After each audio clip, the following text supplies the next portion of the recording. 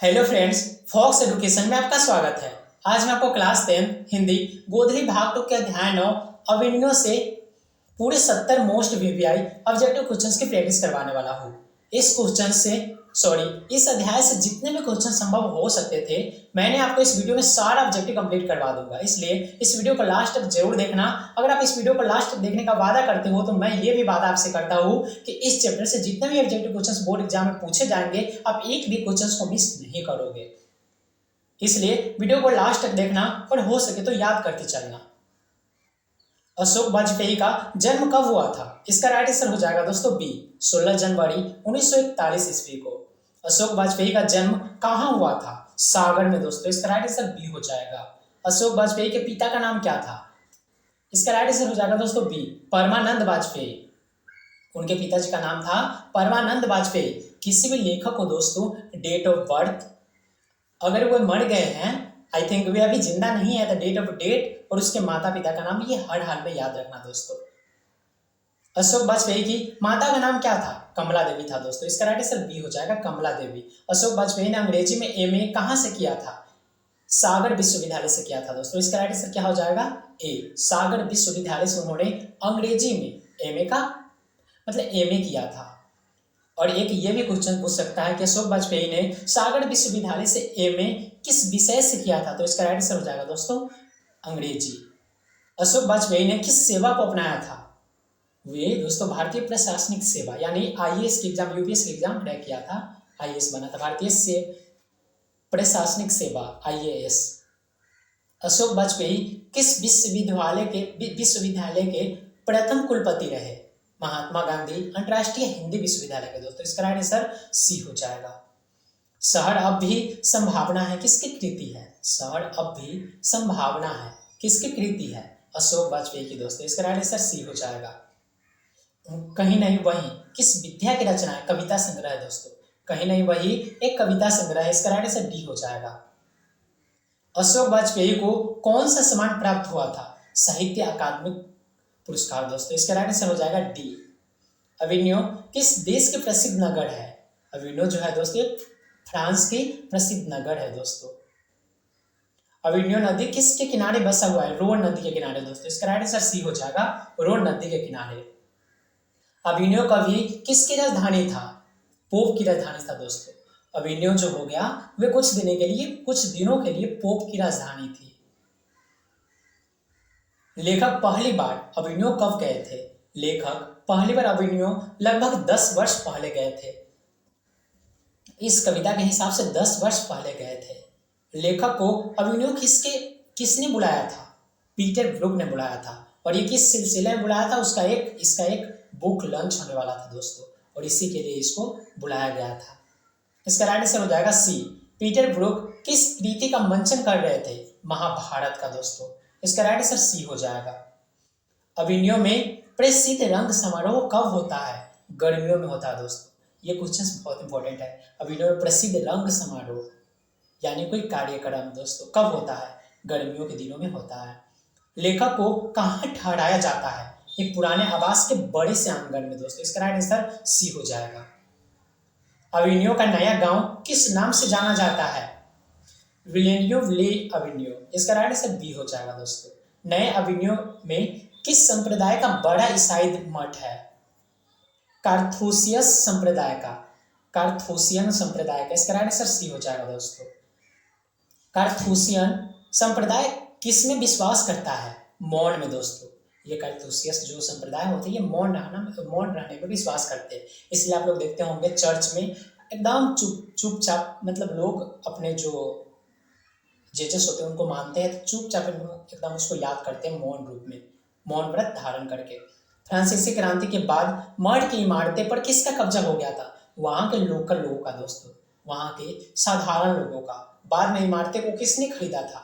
नगर प्रशासन ने दोस्तों। इसका राइट आंसर सी हो जाएगा। नगर प्रशासन ने वहां क्या स्थापित किया था? वहां एक संग्रहालय स्थापित किया था दोस्तों। इसका राइट आंसर ए हो जाएगा।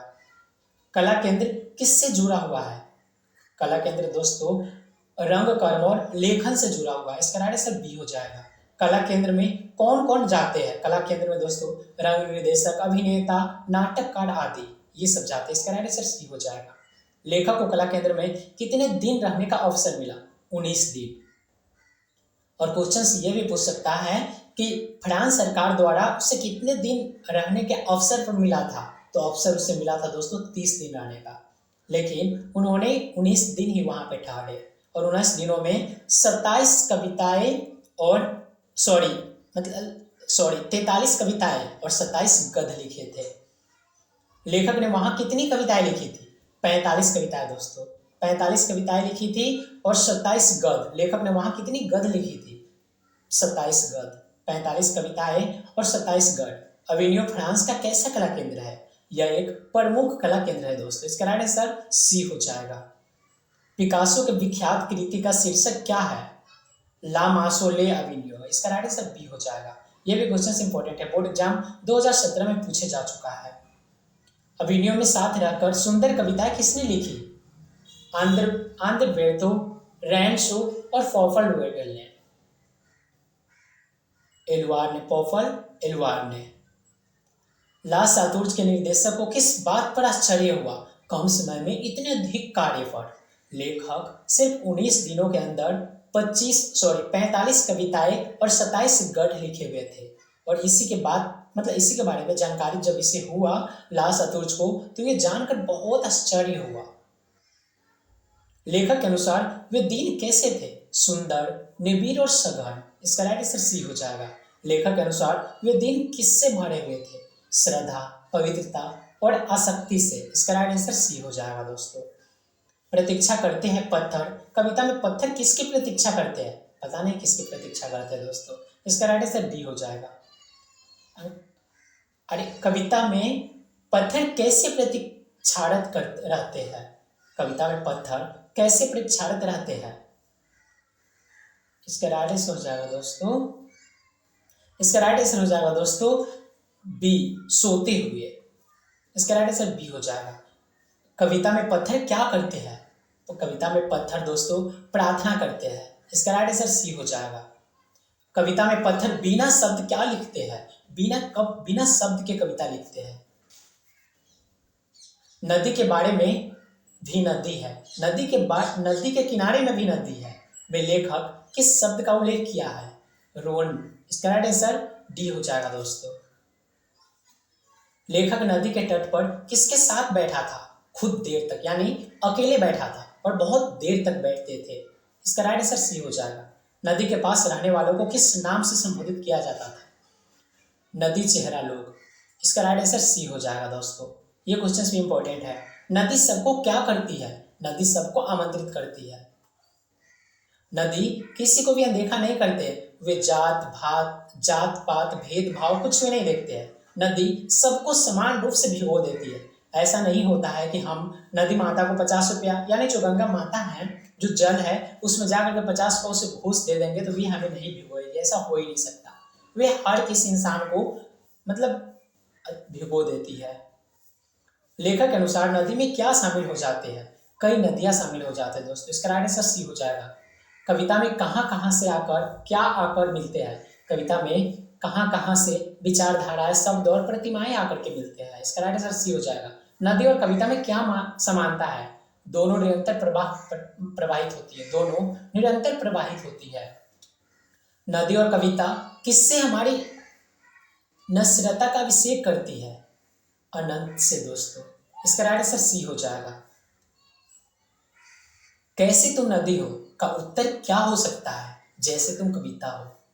लेखक ने लिखे हैं कि कैसे तुम नदी हो का उत्तर क्या हो सकता है? जैसे तुम कविता हो। यह भी क्वेश्चन बहुत इंपॉर्टेंट है। अविनियो में लेखक का प्रवास किस प्रकार का था? रचनात्मक था दोस्तों। इसका राइट आंसर सी हो जाएगा। अविनियो का रंग समारोह किस कारण प्रसिद्ध रहा? मंचीय गतिविधियों के कारण दोस्तों। इसका राइट आंसर सी हो जाएगा। लेखक को अविनियो में क्या सबसे अधिक मिला? रचनात्मक एकांत। इसका राइट आंसर सी हो जाएगा दोस्तों। ला सारतूज क्या था? यह एक ईसाई मठ था दोस्तों। ला सारतूज यह एक ईसाई मठ था। अविनियो में लेखक ने किस भाषा में रचनाएं लिखी? हिंदी में दोस्तों। अविनियो में लेखक ने हिंदी भाषा में और हिंदी के टाइपराइटर लेकर के गए थे और हिंदी भाषा में उन्होंने कविता लिखा। लेखक के अनुसार कविता में क्या आता और मतलब तदाकार होता है।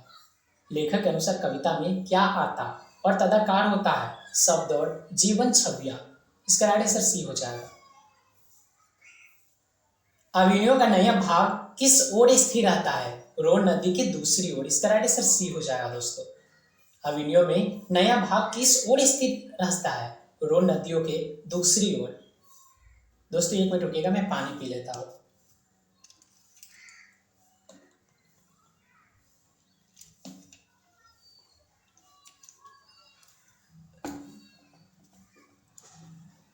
चलिए आगे बढ़ते हैं। कार्थोसीसिय संप्रदाय का मुख्य गुण क्या है। कार्थोसीसिय संप्रदाय का मुख्य गुण है दोस्तों मौन प्रियता, यानी ज्यादा नहीं बोलना, एकदम मौन रहना। इसका राइट आंसर बी हो जाएगा। लेखक ने अभिनयों में किस प्रकार का अनुभव प्राप्त किया।